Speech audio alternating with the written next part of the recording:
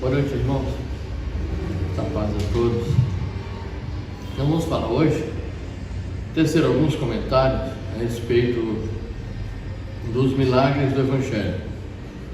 E vamos colher essas informações do livro A Gênese, a quinta obra do Pentateuco Espírita, de Allan Kardec, e cujo livro tem a explicação filosófica, científica e religiosa que os Espíritos deram. Há muitas coisas que Nosso Senhor nos passou, que na época Ele não pôde dizer, mas disse que enviaria mais tarde um Consolador, um Espírito de verdade, e que nos explicaria tudo aquilo que Ele na época não pôde nos falar. Ele falou que tinha muitas coisas ainda para nos dizer. Inclusive nós estamos estudando esse livro às sextas-feiras pelo YouTube, caso vocês queiram. Alguns dos irmãos aqui já participam, a Antônia, a Simão Walter agora, o Nilson já tem também, a Cláudia, a Wellington. Então, se quiserem participar, é só falar comigo que eu adiciono lá. E tem o estudo às terças-feiras, o livro dos médiuns, às quintas-feiras é o livro dos Espíritos e às sextas-feiras é a Gênese. Bem, capítulo 15 desse livro, a Gênese, fala dos milagres, fala da superioridade da natureza de Jesus, explicação sobre os sonhos bíblicos, sobre a estrela dos magos, sobre a dupla vista, sobre curas, sobre possessos, tempestade acalmada, sobre as bodas de Caná, a multiplicação dos pães, a tentação de Jesus, prodígios pela morte de Jesus e a aparição de Jesus depois da sua morte, e o desaparecimento do seu corpo, coisa que para muitos de nós ainda é um mistério ainda. Mas a doutrina espírita tem explicação, se não de tudo, pelo menos uma grande parte, e é muito louvável, é muito sensata essas explicações. Vamos começar aqui falando da superioridade da natureza de Jesus. Quem é esse Espírito? Quem é o Espírito que nós chamamos de Jesus? O enviado, o Messias, o Filho de Deus. Quem é esse Espírito? Muitos de nós já sabemos muitas informações, mas por mais que saibamos, nunca vamos saber a tamanha envergadura espiritual desse Espírito. Criado por Deus, simples e ignorante como nós todos, ele também atravessou a jornada da evolução de uma maneira especial, reta, porque conforme nos ensinam os Espíritos, todos nós recebemos o livre-arbítrio. E a partir do momento que nós recebemos o livre-arbítrio, todos nós já sabemos que tudo que fizermos, de bom e de ruim, é para nós mesmos. E o que fizermos de ruim para nós, teremos que consertar. E se fizermos também aos outros, também teremos que reparar. É o livre-arbítrio. É a lei de causa e efeito, essa lei famosa que a gente sempre fala, e que não passa nada, não cai um tio da lei, já dizia Jesus. Então, esse Jesus, esse Espírito, criado simples e ignorante como todos nós, atravessou todo esse período para chegar à perfeição máxima. A perfeição máxima é Deus. Claro, ninguém pode chegar a se igualar a Deus, porque aí ele já perderia um dos seus atributos, que seria o Deus único. Ele é único, ele é onipotente, onipresente, onisciente. Então esses atributos são só dele, ninguém pode igualar-se a ele. E é uma coisa que nós não podemos também nos aprofundar muito, não saber, tentar saber, né? Querer saber sobre Deus, como diz Emmanuel, é o mesmo que querer conter o oceano numa taça, no dizer do nosso Emmanuel. Mas segundo as informações desses nossos irmãos, principalmente de Emmanuel, pela psicografia abençoada de Chico Xavier, ele diz que esse espírito já era perfeito há 4 bilhões de anos. Não é 4 milhões, 4 bilhões e meio de anos, certo? Ele já era perfeito. E como se atinge a perfeição? Devemos perguntar isso. Como se atinge a perfeição? Olha, reencarnando, nascendo, vivendo, morrendo, renascendo ainda, progredindo, sempre. Tal é a lei que os Espíritos nos ensinam. Mas nós podemos tirar por nós, por exemplo, há quanto tempo nós estamos na Terra? Quantas encarnações nós temos, já tivemos? Ninguém pode saber. Ninguém não, nós não sabemos ainda. Os nossos guias sim sabem, aqueles maiores.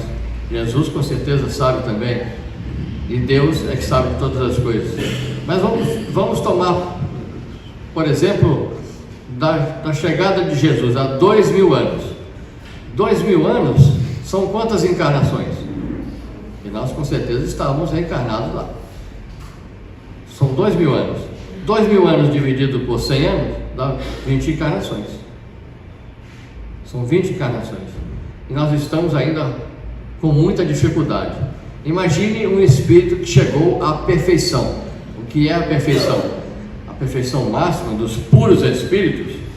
Chega a um grau, chega a um ponto que o espírito não pode progredir mais em, por exemplo, imoral, porque já é o suficientemente bom, extremamente bom, tirando Deus, né?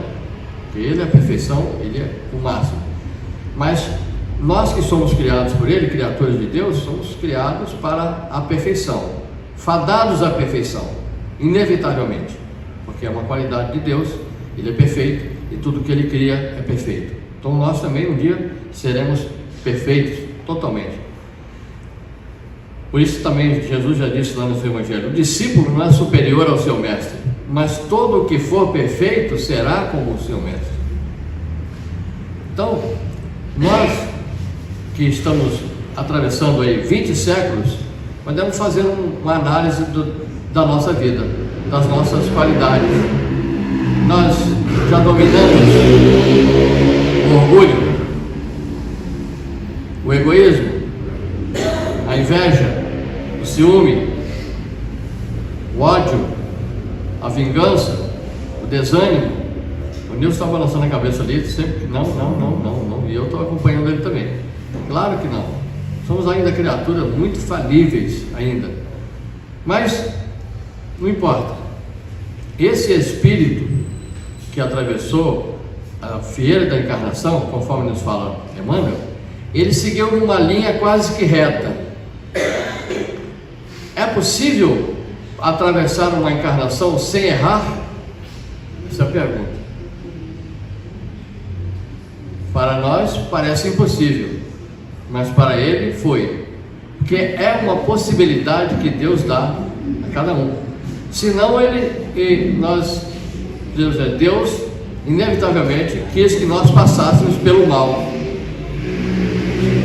Mas se Ele deu o livre-arbítrio, é porque tem a condição daqueles que seguiram uma linha sofrendo, mas não errando, sofrendo e passando. Assim no dizer de Emmanuel, que isso também está no livro que ele psicografou, chamado O Consolador. Ele diz que Jesus seguiu uma linha reta como todos nós, sofrendo, amando, servindo, mas acertando. E ele fez isso durante esse tempo todo. Chega ao ponto de nós entendermos, como estava falando, que esse espírito já era perfeito na formação da Terra. Na formação da Terra, a Terra tem quantos anos de existência? Segundo estudos comprovados, o Sol, nosso Sol, tem aproximadamente 5 bilhões de anos quando foi criado.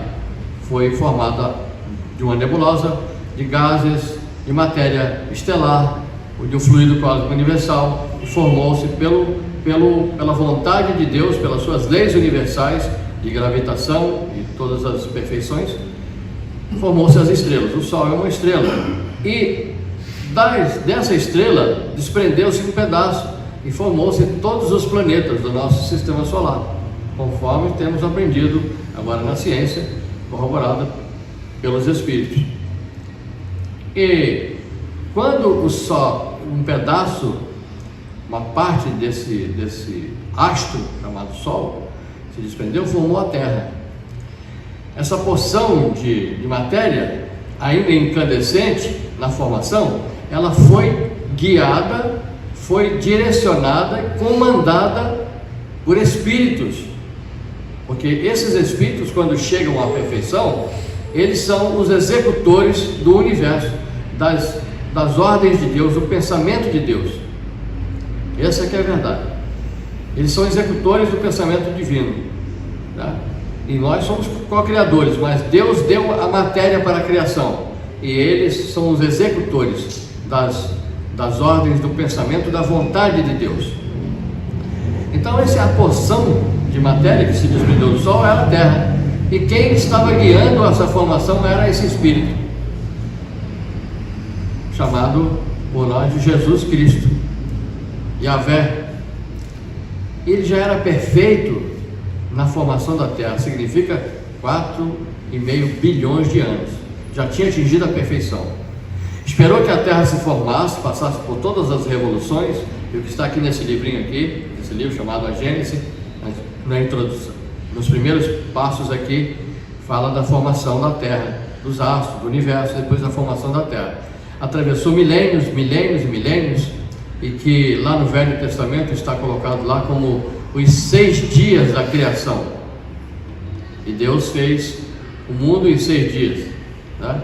Aqui nesse livro, nas explicações dos Espíritos, vamos falar que esses 6 dias são 6 longos períodos imensos, 6 longos imensos períodos de adaptação, de evolução, de aprimoramento, até que pudesse a Terra receber a vida.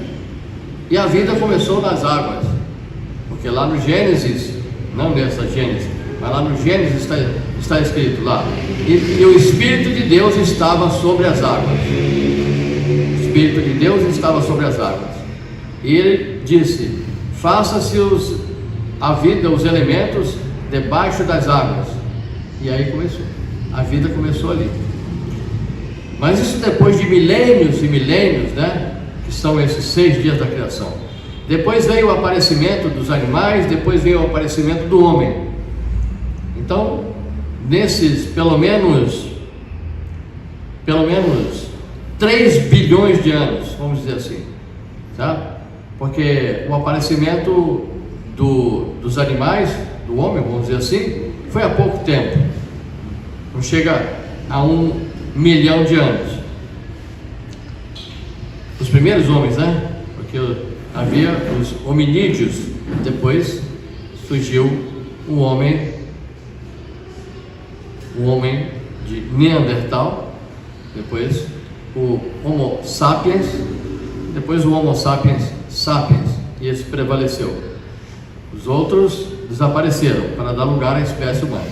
Muito bem, e dali começou a nossa evolução. Esse Espírito chamado Jesus já era perfeito nessa época. E passou-se todo esse tempo que ele esperou que nós chegássemos aqui, que nós aparecêssemos, né? Para ele nos guiar. Por isso que no Evangelho está dizendo que a pergunta: qual o maior Espírito que já apareceu na Terra? Jesus, o Cristo. Ele é o modelo e guia da humanidade. E é curioso que, como é que um espírito tão evoluído como ele conseguiu chegar até nós? Porque se a gente for estudando a doutrina dos espíritos, nós vamos ver que a evolução, quanto mais o espírito é evoluído, mais ele vai perdendo a ligação com a encarnação. Chega ao ponto de o espírito não precisar mais de reencarnar. Temos uma ideia, não precisa mais de reencarnar, e consequentemente a forma humana vai perdendo também a sua forma, porque nós temos uma forma humana, e essa forma humana segundo o ensinamento deles, é a mesma em todo o universo. Mas conforme o espírito vai evoluindo, dizem eles, ele vai evoluindo tanto que não precisa mais reencarnar na Terra, reencarna em mundos superiores e mundos mais superiores ainda, até que não precisem mais reencarnar. Então, essa forma humana vai se tornando uma forma que nós desconhecemos, em luz, por exemplo, tá? Então, para um espírito desse, do quilate de Jesus, conforme estamos estudando, chegar até nós para nos ensinar, para nos mostrar como nascer, viver e morrer, para vencermos a vida, foi preciso um esforço hercúleo, um esforço gigantesco desse espírito para se aproximar de nós.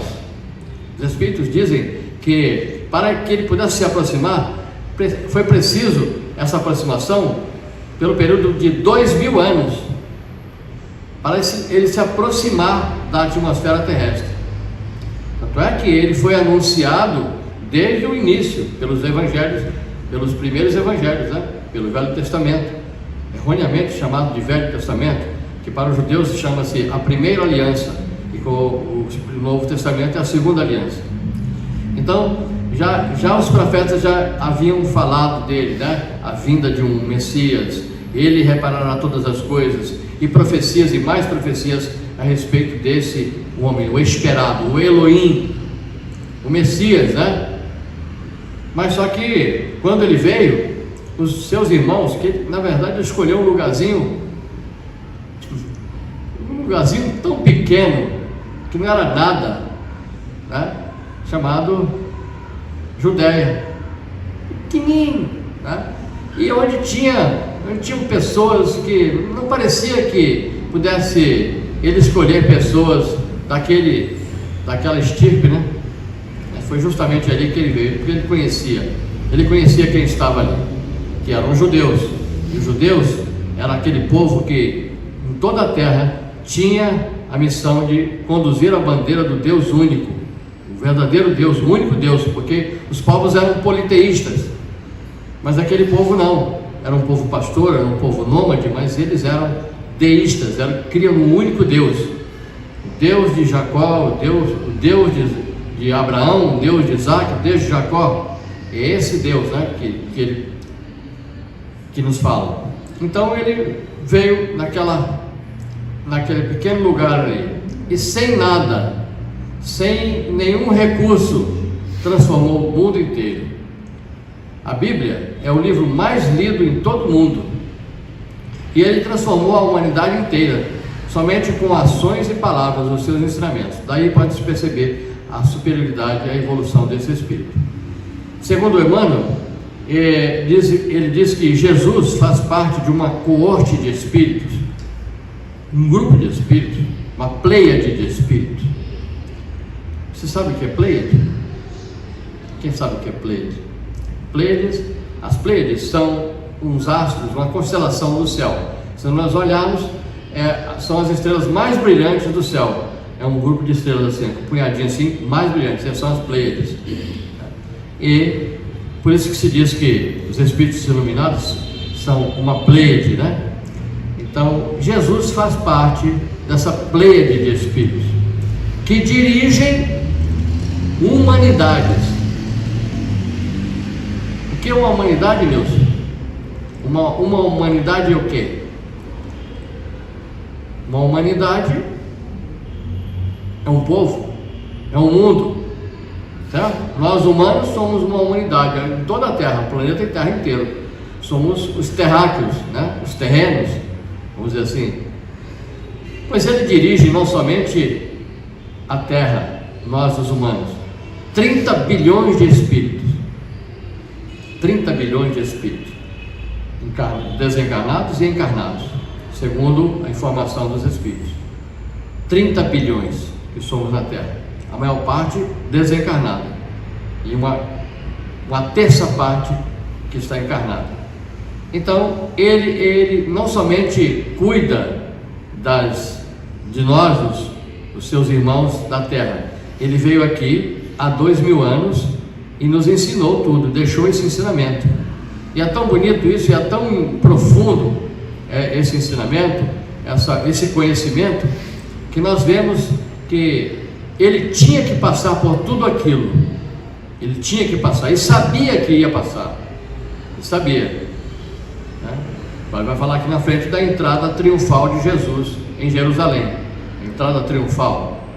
Mas enquanto todos jogavam palmas assim, né, ramos, flores, quando ele vinha montado naquele jumentinho, que também já estava lá no Velho Testamento, essa profecia, e ele chegará montado num jumentinho, entrará na cidade santa.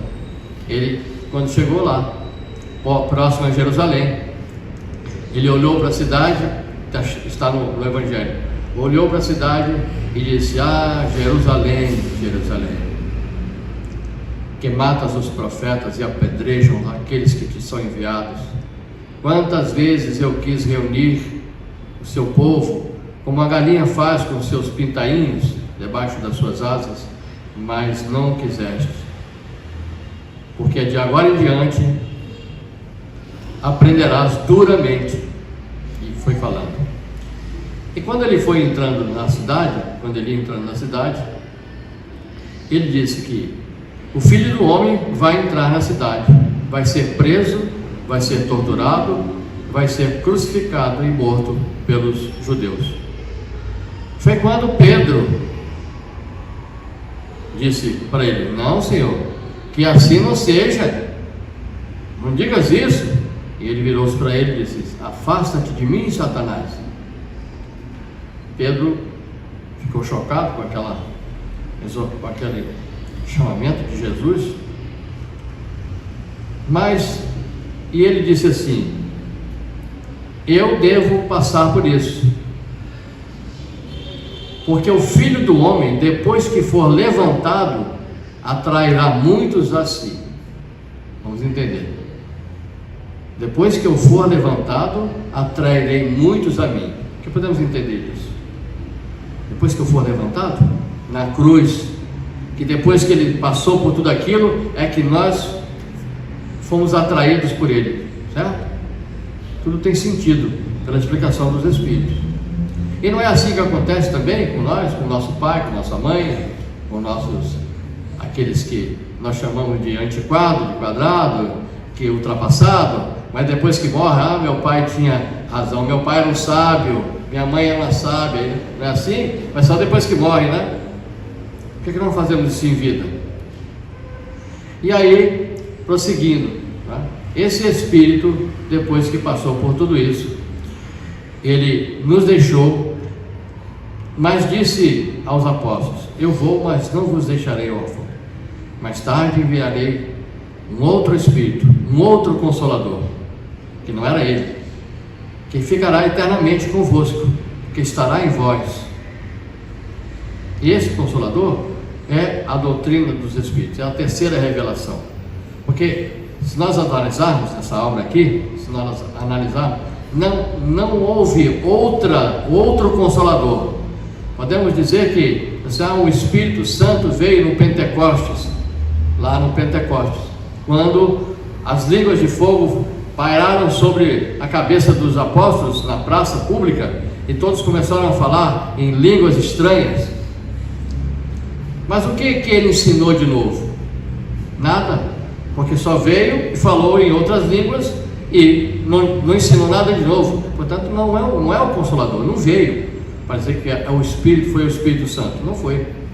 E depois, durante todo esse tempo, atravessando os séculos inteiros, não apareceu nenhuma outra religião, nenhuma doutrina que pudesse ser apontada como esse Consolador, esse outro Consolador, que explicaria todas as coisas que ele não pôde explicar na época. Não apareceu. Então é a doutrina espírita, quer queiram, quer não. Nós devemos entender, não com vaidade, né? Dizer que nós somos espíritas e queremos que a doutrina espírita é a maior de todas. Claro que não, porque nós somos apenas obreiros, trabalhadores. E ai de nós se não fizermos bem por causa do nosso conhecimento, porque muito se pedirá daquele que muito recebeu. Então esse é o nosso Jesus. Poderíamos falar, né? Poderíamos há livros e mais livros falando da personalidade desse Espírito, mas ele tinha uma natureza muito especial, porque quando ele veio para a reencarnação, na verdade, Jesus, o seu nascimento é um mistério para nós ainda, e até o desaparecimento do seu corpo é um mistério para nós ainda. A gente fala mistério porque não é a palavra adequada para falar na doutrina espírita. Mistério, não existe mistério. Não, são coisas ainda incompreensíveis para nós, né? Mas o fato é que Jesus veio, nasceu lá em Belém, depois foi morar na cidade de Nazaré com seu pai, com sua mãe, ficou lá trabalhando na carpintaria do pai até os 30 anos. Depois desse tempo, ele saiu para pregar e para cumprir a sua missão, que durou somente 3 anos, e revolucionou o mundo inteiro. A história pode ser dividida assim, antes e depois de Jesus, a ponto o Mahatma Gandhi, a grande alma dos hindus, dos indianos, dizer: eu não sou cristão, mas tenho medo dos cristãos, porque eles não seguem o que o mestre deles fala. E digo a vocês, diz Mahatma Gandhi, que se queimassem todos os livros do mundo e só sobrasse o Sermão da Montanha, o Sermão do Monte, cantado por ele, pelo profeta de Nazaré, nada estaria perdido. Gandhi disse isso, daquela religião. Então, Jesus é o rei, Jesus é o chefe, Jesus é o general. Todos aqueles que vieram são generais submissos a ele, que ele enviou para preparar o caminho. O maior deles foi João Batista, João o Batista, aquele que batizava na água, porque também tinha o outro João, o evangelista, tá? Que era discípulo de Jesus. Mas o João Batista é aquele: voz do que clama no deserto, limpai os caminhos e preparai os caminhos do Senhor. Foi ele que veio, porque ele é a reencarnação do profeta Elias, 600 anos antes, que veio, reencarnou, né? Preparou os caminhos de Jesus e para que ele pudesse seguir. Tanto é que quando ele foi batizado, porque Jesus não batizava, João batizava, e os apóstolos também, alguns, mas o próprio Jesus não batizava. Quando ele foi batizado por João, ele se aproximou e disse: João disse a ele: eu tenho que ser batizado por ti, e tu que vens a mim? Ele disse: por agora cumpra-se a lei, cumpra-se o que tem que ser feito. E foi batizado e foi para a pregação. E quando João Batista olhou para ele e disse aos seus seguidores, inclusive 2 apóstolos de Jesus também eram seguidores, André e Pedro, me parece. Pedro, acho que era um outro. Eram 2 seguidores também dele, de João Batista. E disse a eles: vede, quando ele se afastava, subindo a colina, agora é a ele que tende de seguir, porquanto a mim importa que eu diminua para que ele cresça. Então, foi o maior general, foi o maior espírito que chegou na terra, João Batista, dito pelo próprio Jesus: e que fostes ver no deserto? Um homem vestido de pele de animais, coberto pelos rins com peles de animais, que come mel silvestre e gafanhotos. Gafanhotos eram um tipo de planta do deserto. Não, um profeta, muito mais do que um profeta. É dele que se diz que ele teria que vir. E se quiserdes crer, ele é o Elias que havia de vir. O próprio Jesus disse. E digo que entre os nascidos de mulher, prestemos atenção, entre os nascidos de mulher, João Batista é o maior deles, mas no reino dos céus é o menor, é um dos menores. Dos nascidos de mulher significa o quê? Nascido do ventre de mulher, excetuando-se ele. Não falou dele, falou que ele era o maior no reino dos céus. Portanto, permanece o mistério ainda do nascimento de Jesus, do aparecimento de Jesus, da encarnação de Jesus, tá? Para que tenhamos uma ideia. Eu costumo colocar, uma comparação que eu fiz para mim, porque o Espírito não pode retrogradar, depois que nascer como humano, depois de ter passado pelos 3 reinos, vamos colocar o vegetal, animal e o nominal, ele não pode regredir, nascer depois de um espírito humano, não pode regredir para nascer num espírito do animal, o que é a metempsicose dos nossos irmãos, dos hindus e outros, tibetanos, né? Ou seja, a reencarnação de um espírito humano num corpo de um animal, como punição. Os espíritos dizem que não há possibilidade disso, não há regressão, que o espírito não retrograda, ele não regride, dali para frente, sempre dali para frente. E no meu entendimento, a vinda de Jesus para reencarnar aqui seria como se nós, os humanos, voltássemos a reencarnar num reino animal, num reino de um animal, num corpo de um animal. Não há essa possibilidade, mas eu faço essa comparação porque tamanho foi o sacrifício desse espírito para, depois de não ter mais nem corpo humano, não ter mais nada, vir até nós, tomar um corpo aqui e para nos ensinar, estar conosco. Não é aquele general que fica lá atrás do campo de batalha, não, mandando os seus soldados lá para a frente de batalha para lutar e morrer. Não, ele vai na frente, ele foi e mostrou. É assim que se faz. Ele falou, ele ensinou e ele mostrou. Então esse é o nosso Senhor, o Mestre Jesus, que nós devemos conhecer muito mais ainda. Nosso Victor Hugo, o espírito Victor Hugo, o grande literato, o grande escritor francês, disse que Jesus é tão alto, é tão superior, que quando proferíssemos o seu nome, deveríamos nos ajoelhar para falar o seu nome. E os nossos irmãos judeus têm essa atitude, nunca falam o nome de Deus sem se prosternar, é respeitadíssimo. Falam Jeová, falam Elohim, mas quando falam Yahvé, né, eles se prosternam. É um respeito que nós ainda não adquirimos ainda, né? Muito bem. Depois fala aqui dos sonhos. Fala do sonho de José, que está aqui, por exemplo. José, diz o Evangelho, foi advertido por um anjo que lhe apareceu em sonho e lhe disse para fugir para o Egito com o menino. Está lá no Evangelho de Mateus, capítulo 2, versículo 19 a 23. José, pai de Jesus, pai espiritual, né? Agora tem sentido que Maria, mãe de Jesus, era uma menina de 15 anos, 15 para 16 anos, segundo a narrativa de Joana de Ângeles, de Divaldo Pereira Franco e de outros espíritos, e Amélia Rodrigues, por exemplo, espírito, dizendo que ela tinha 15 anos, e José já era velho, ele era viúvo. José era viúvo, e foi através desse sonho que um espírito, um anjo, apareceu para ele e falou da missão dele, para amparar a Maria, porque ela teria um filho.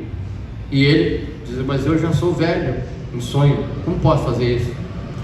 E naquele sonho que ele teve, aquele sonho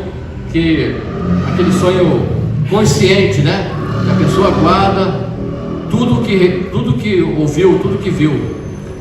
E diz para ele: portanto, José já era casado, já era viúvo e tinha filhos. José tinha filhos. Maria não, Maria era virgem, era uma menina. E quando o anjo, o Espírito, apareceu para ela, dizendo: Ave Maria, quer dizer, salve Maria, cheia de graça, o Senhor é convosco, bendita sois entre as mulheres, e bendito é o fruto que do vosso ventre nos trouxe Jesus. Ele disse a ela: terás um filho, e porás o nome nele de Yahvé, o Yoshua, que é Jesus. E ela não sabia como, né? E daí tem o nascimento de Jesus, e José, que veio ampará-la e recebeu esse Espírito.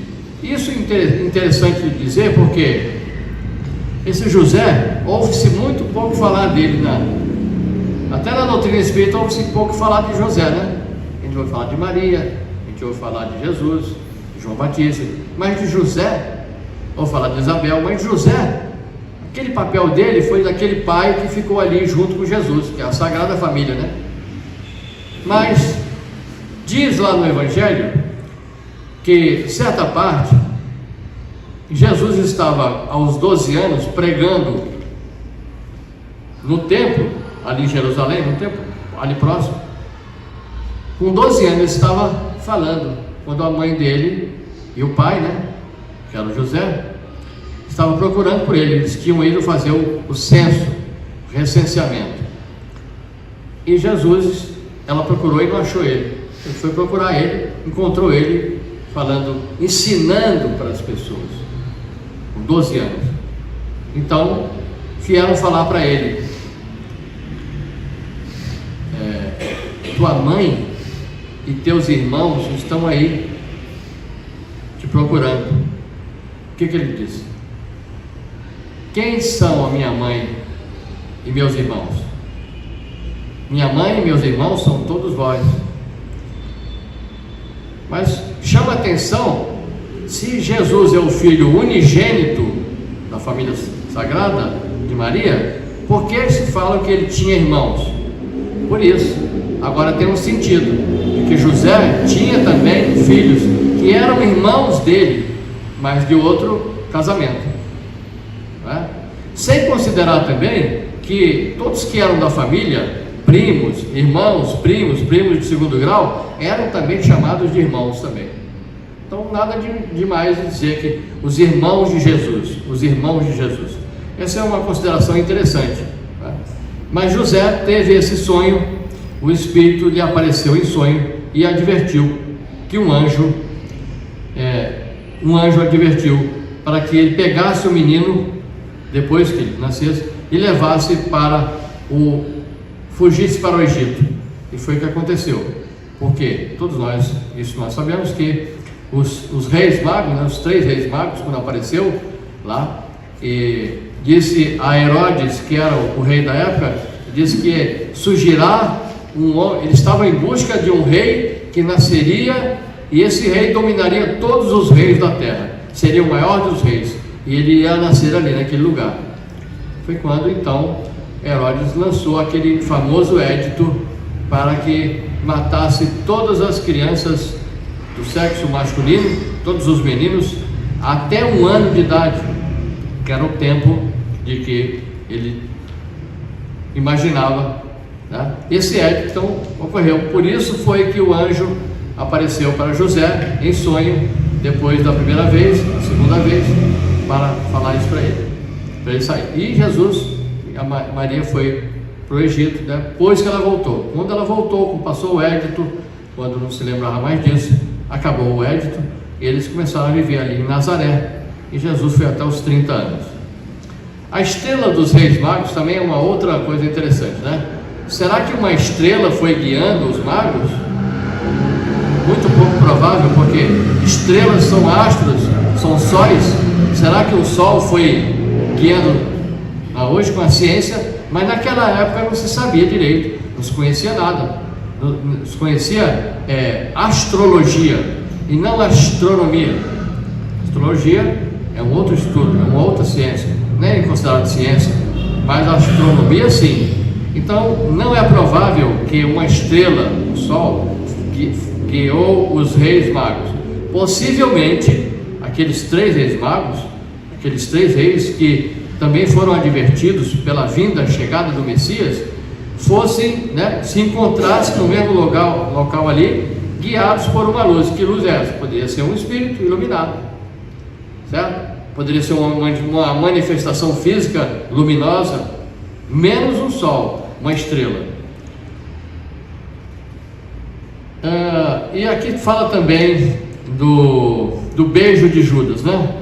O beijo de Judas a gente já falou algumas vezes, só para clarear um pouco mais, Judas foi o discípulo que Jesus não chamou. Jesus chamou 11, mas ele não chamou. Ele se apresentou para Jesus, porque ele era o único, um dos únicos. O outro era Mateus, né? Levi, Mateus, que escrevia, era coletor de impostos, sabia escrever, sabia ler. Mas Judas não, também. Judas sabia ler, sabia escrever, e era comerciante da cidade de Queiriote. E ele tinha muita possibilidade. Então ele foi atraído pela bondade, pela superioridade de Jesus, pelos milagres que ele fazia, pelo poder que ele tinha, né? Ele se aproximou, disse: Senhor, quero servir-te, tu me aceitas? E ele olhou e disse assim: que seja. Mas aquele homem Jesus, o mestre, já sabia que seria aquele que o entregaria com um beijo. Quando ele se aproximou, ele viu que a lei de causa e efeito estava se cumprindo, porque as profecias estariam dizendo para nas várias partes do Velho Testamento: e será atraído por um dos seus. E veio ele, Jesus soube.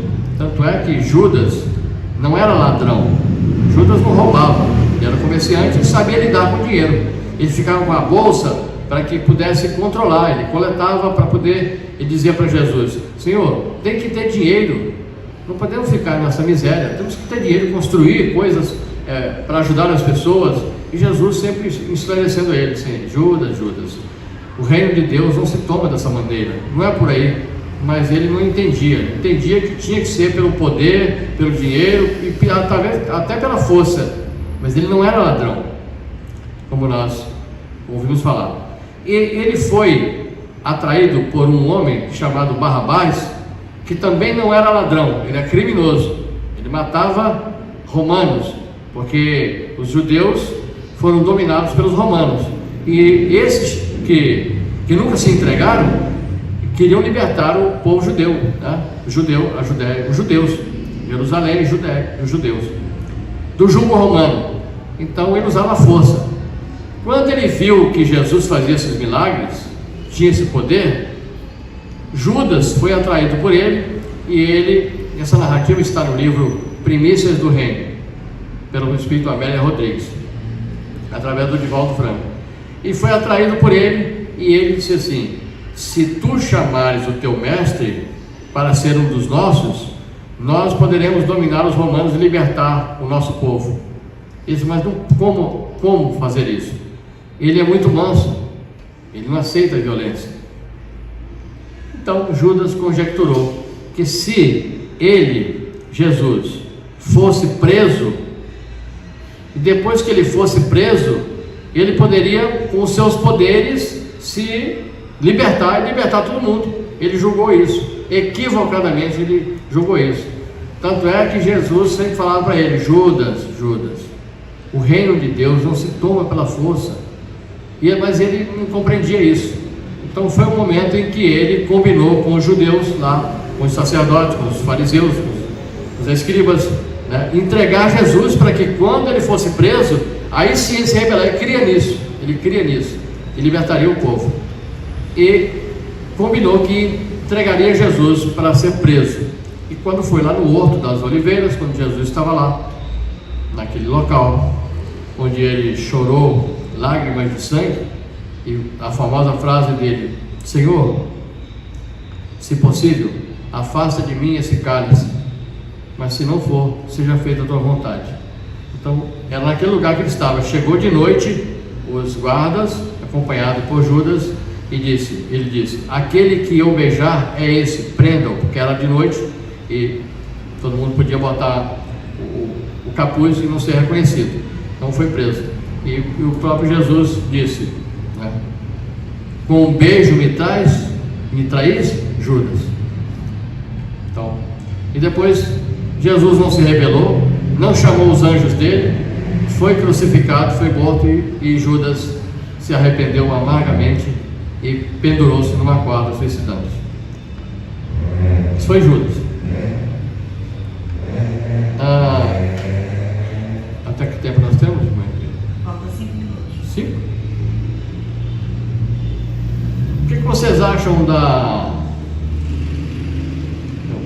da pesca,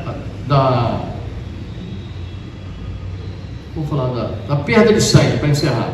Aquela mulher hemorroísta, né, sofria de uma perda de um fluxo sanguíneo que não era menstrual, era no intestino.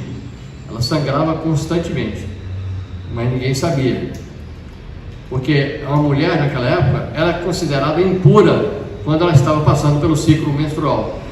Olha que ignorância.